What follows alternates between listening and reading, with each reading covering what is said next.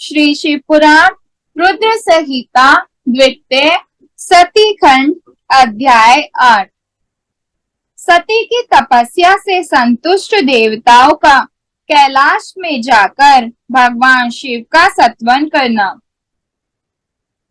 ब्रह्मा जी कहते हैं, नारद, एक दिन मैंने तुम्हारे साथ जाकर पिता के पास खड़ी हुई सती को देखा।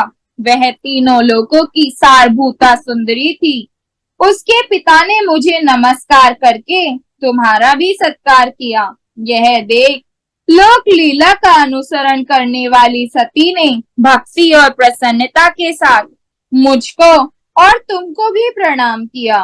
नारद, तदंतर सती की ओर देखते हुए हम और तुम दक्ष के दिए हुए शुभ आसन पर बैठ गए। तत्पश्चात मैंने उस विनयशीला बालिका से कहा, सती, जो केवल तुम्हें ही चाहते हैं और तुम्हारे मन में भी एकमात्र जिनकी ही कामना है, उन्हीं सर्वज्ञ जगदीश्वर महादेव जी को तुम पति रूप में प्राप्त करो।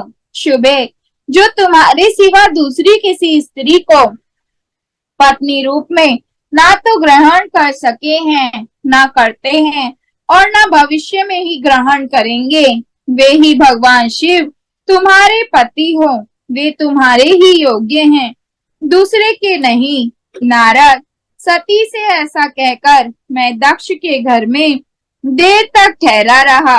फिर उनसे विदा ले मैं और तुम दोनों अपने अपने स्थान को चले आए। मेरी बात को सुनकर दक्ष को बड़ी प्रसन्नता हुई। उनकी सारी मानसिक चिंता दूर हो गई और उन्होंने अपनी पुत्री को परमेश्वरी समझकर गोद में उठा लिया।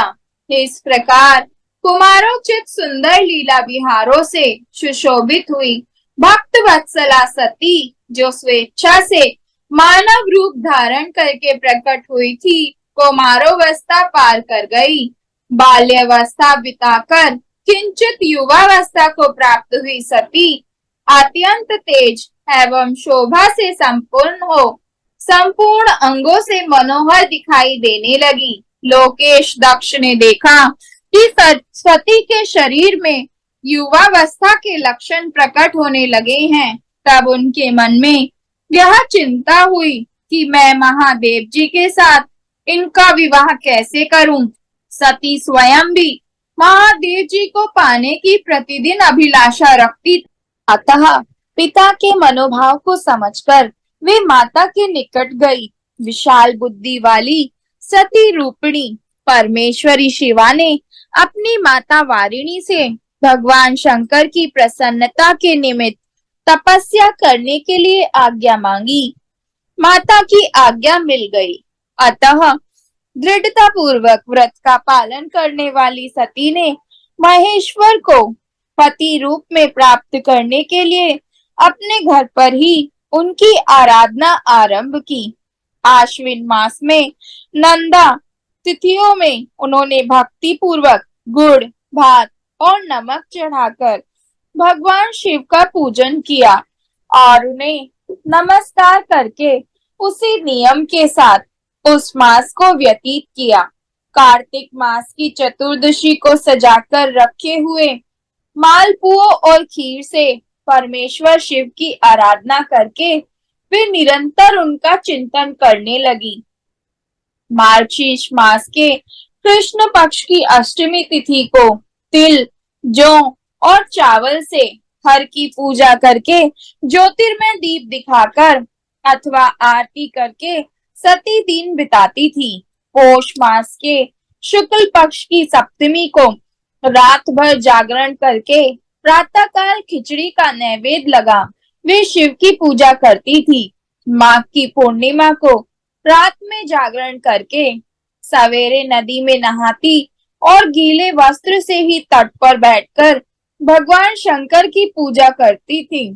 फाल्गुन मास के कृष्ण पक्ष की चतुर्दशी तिथि को रात में जागरण करके उस रात्रि के चारों पहरों में शिव जी की विशेष पूजा करती और नटों द्वारा नाटक भी कराती थी। चैत्र मास के शुक्ल पक्ष की चतुर्दशी को वे दिन रात शिव का स्मरण करती हुई समय बिताती और ढाक के फूलों तथा दवनों से भगवान शिव की पूजा करती थी।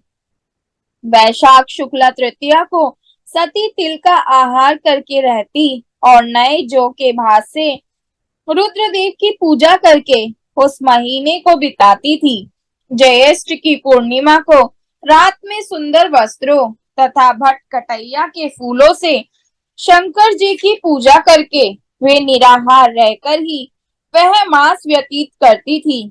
आषाढ़ के शुक्ल पक्ष की चतुर्दशी को काले वस्त्र और भट्ट कटैया के फूलों से वे रुद्रदेव का पूजन करती थी। श्रावण मास के शुक्ल पक्ष की अष्टमी एवं चतुर्दशी को वे यज्ञोपवीत वस्त्रों तथा कुश की पवित्री से शिव की पूजा किया करती थी। भाद्रपत्र मास के कृष्ण पक्ष की त्रयोदशी तिथि को नाना प्रकार के फूलों और फलों से शिव का पूजन करके सती चतुर्दशी तिथि को केवल जल का आहार किया करती। भांति भांति के फलों, फूलों और उस समय उत्पन्न होने वाले अन्नों द्वारा वे शिव की पूजा करती और महीने भर अत्यंत नियमित आहार करके केवल जप में लगी रहती थी। सभी महीनों में सारे दिन सती शिव की आराधना में ही संलग्न रहती थी। अपनी इच्छा से मानव रूप धारण करने वाली वे देवी दृढ़ता पूर्वक उत्तम व्रत का पालन करती थी। इस प्रकार नंदा व्रत को पूर्ण रूप से समाप्त करके भगवान शिव में अनन्य भाव रखने वाली सती एकाग्र चित्त हो बड़े प्रेम से भगवान शिव का ध्यान करने लगी तथा उस ध्यान मार्ग में ही निश्चल भाव से स्थित हो गई। मुने इसी समय सब देवता और ऋषि भगवान विष्णु और मुझको आगे करके सती की तपस्या देखने के लिए गए। वहां आकर देवताओं ने देखा सती मूर्तिमती दूसरी सिद्धि के समान जान पड़ती है। वे भगवान शिव के ध्यान में निमग्न हो उस समय सिद्धावस्था को पहुंच गई थी। समस्त देवताओं ने बड़ी प्रसन्नता के साथ वहां दोनों हाथ जोड़कर सती को नमस्कार किया।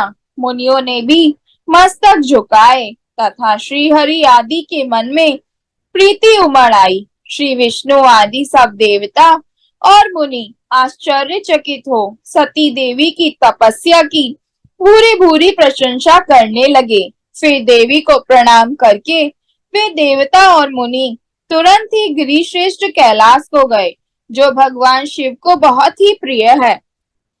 सावित्री के साथ मैं और लक्ष्मी के साथ भगवान वासुदेव भी प्रसन्नता पूर्वक महादेव जी के निकट गए। वहां जाकर भगवान शिव को देखते ही बड़े वेग से प्रणाम करके सब देवताओं ने दोनों हाथ जोड़ विनीत भाव से नाना प्रकार के श्रोतों द्वारा उनकी स्तुति करके अंत में कहा, प्रभु आपकी सत्व रज और तम नामक जो तीन शक्तियां हैं उनके राग आदि वेग असहा हैं। वेद त्रयी अथवा लोकत्रयी आपका स्वरूप है। आप शरणागतों के पालक हैं तथा आपकी शक्ति बहुत बड़ी है, उसकी कहीं कोई सीमा नहीं है। आपको नमस्कार है। दुर्गा पते जिनकी इंद्रियां दुष्ट हैं, वश में नहीं हो पाती, उनके लिए आपकी प्राप्ति का कोई मार्ग सुलभ नहीं है। आप सदा भक्तों के उद्धार में तत्पर रहते हैं। आपका तेज छिपा हुआ है। आपको नमस्कार है। आपकी माया शक्ति रूपा जो अहम बुद्धि है, उससे आत्मा का स्वरूप ढक गया है। अतएव यह मूढ़ बुद्धि जीव अपने स्वरूप को नहीं जान पाता। आपकी महिमा का पार पाना अत्यंत कठिन ही नहीं, सर्वथा असंभव है।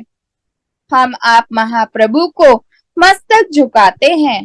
ब्रह्मा जी कहते हैं, नारद इस प्रकार महादेव जी की स्तुति करके श्री विष्णु आदि सब देवता उत्तम भक्ति से मस्तक झुकाए प्रभु शिव जी के आगे चुपचाप खड़े हो गए।